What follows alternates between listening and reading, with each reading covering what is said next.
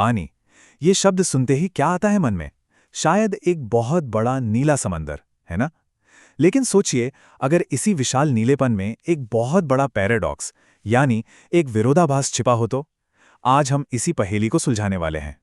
ये सवाल तो शायद हम सबके मन में कभी ना कभी आया ही होगा। भाई, हमारी धरती का 3/4 हिस्सा पानी ही पानी है, तो फिर ये पानी बचाओ का शोर क्यों? असल में इसका जवाब किसी साजिश में नहीं बल्कि सिंपल साइंस में है कि ये पानी हमारी पृथ्वी पर बटा हुआ कैसे है। तो चलिए अब इन नंबर्स पर एक नजर डालते हैं, और ये नंबर्स पूरी कहानी ही पलट देंगे। देखिए, धरती पर जितना भी पानी है उसका 97.3% तो महासागरों में है, मतलब खारा पानी। अब बचा सिर्फ 2.7% ताज़ा पानी। उसमें से भी करीब 2% तो बर्फ की चोटियों में, मतलब ग्लेशियर्स में जमा है। तो कुल मिलाकर हमारे इस्तेमाल के लिए 1% से भी कम पानी बचता है ना चौंकाने वाली बात? अच्छा, तो अब सवाल ये उठता है कि अगर हमारे पास इतना कम ताज़ा पानी है तो ये ख़त्म क्यों नहीं हो जाता? इसका जवाब प्रकृति के एक कमाल के सिस्टम में छिपा है, जिसे हम सब वाटर साइकिल या जल चक्र के नाम से जानते हैं। और इसे समझने का सबसे आसान तरीका पता है क्या है? हमारी पृथ्वी को एक बहुत बड़े टेरेरियम की तरह सोचिए। टेरेरियम मतलब वो शीशे का बंद जार जिसके अंदर पौधे होते हैं और पानी बस अंदर ही अंदर घूमता रहता है। कुछ बाहर नहीं जाता, कुछ नया अंदर नहीं आता। हमारी पृथ्वी भी बिल्कुल वैसी ही है, एक क्लोज सिस्टम। ये जो पूरा साइकिल है ना, ये 4 सिंपल स्टेप्स में काम करता है। पहला, सूरज की गर्मी से पानी भाप बनकर ऊपर उठता है, इसे कहते हैं इवैपोरेशन। दूसरा, ऊपर जाकर ये भाप ठंडी होती है और बादल बन जाती है, ये हुआ कंडेंसेशन। तीसरा, जब बादल बहुत भारी हो जाते हैं तो वो बारिश या बर्फ के रूप में पानी नीचे गिराते हैं, ये है प्रेसिपिटेशन। और आखिर में चौथा स्टेप, ये सारा पानी वापस नदियों, झीलों और समंदर में इकट्ठा हो जाता है, इसे कहते हैं कलेक्शन। और बस ये चक्र फिर से शुरू हो जाता है। और सबसे मज़ेदार बात तो ये है कि हमारे प्लैनेट पर पानी की मात्रा करीब करीब हमेशा उतनी ही रहती है। सोचिए ज़रा, जो पानी आज हम पी रहे हैं, हो सकता है उसे लाखों साल पहले किसी डायनासोर ने भी पिया हो। ये वही पानी है जो बस अपनी फॉर्म और जगह बदलता रहता है। तो अब जब हम ये समझ गए हैं कि पानी का साइकिल कैसे काम करता है, तो चलिए अब हमारे ग्रह के सबसे बड़े वाटर रिजर्वॉयर यानी महासागरों के अंदर झांकते हैं। क्योंकि ये पानी कभी भी शांत नहीं बैठता, इसमें हमेशा हलचल होती रहती है। लहरें, वेव्स, जिन्हें हम अक्सर बीच पर देखते हैं, ये बनती कैसे हैं? सीधी सी बात है, जब हवा पानी की सतह से टकराती है, उसे धकेलती है तो लहरें बनती हैं। और जाहिर है, हवा जितनी तेज होगी, लहरें भी उतनी ही बड़ी और ताकतवर होंगी। तूफान के वक्त तो ये लहरें एकदम विशाल रूप ले लेती हैं।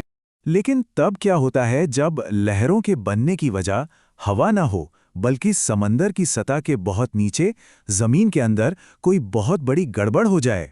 समंदर की इस जबरदस्त ताकत को असल में समझने के लिए हमें 2004 की उस भयानक घटना को देखना होगा। हिंद महासागर में आई सुनामी। ये एक ऐसी तबाही थी जिसने दुनिया को हिला के रख दिया था। ये सब शुरू हुआ 26 दिसंबर 2004 को इंडोनेशिया के सुमात्रा द्वीप के पास। समंदर के नीचे एक बहुत ही पावरफुल भूकंप आया, और इसी भूकंप ने पानी की इतनी विशाल लहरें पैदा की जो पूरे हिंद महासागर में फैल गईं, और किनारों पर पहुंचकर उन्होंने भयानक तबाही मचा। 9 रिक्टर स्केल पर उसकी तीव्रता थी 9.0। ये नंबर अपने आप में बताता है कि उस भूकंप की ताकत कितनी ज्यादा रही होगी। मतलब इस पूरी तबाही को शुरू करने वाली एनर्जी कितनी जबरदस्त थी।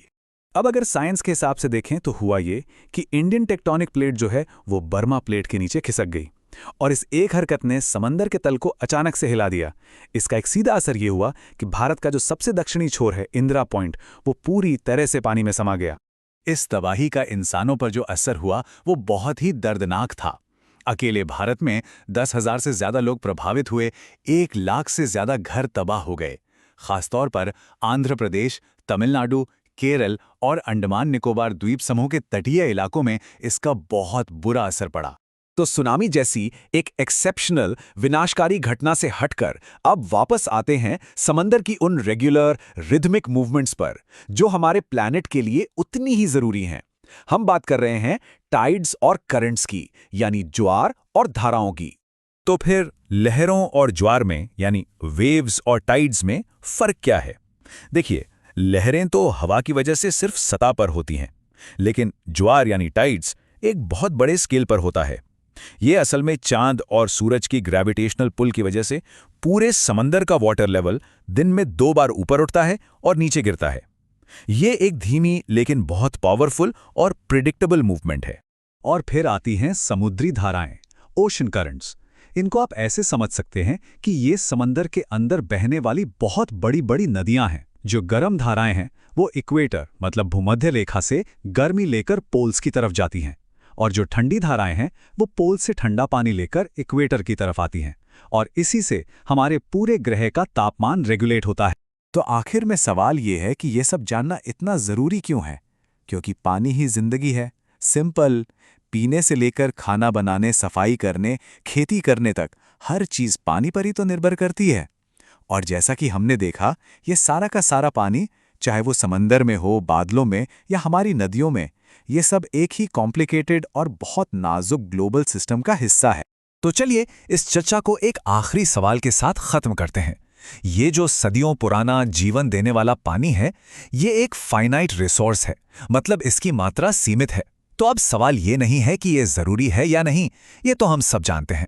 असली सवाल ये है कि हम इस कीमती खजाने को आने वाली पीढ़ियों के लिए कैसे बचा कर रखेंगे, और इसका जवाब हम सबको मिलकर ढूंढना होगा।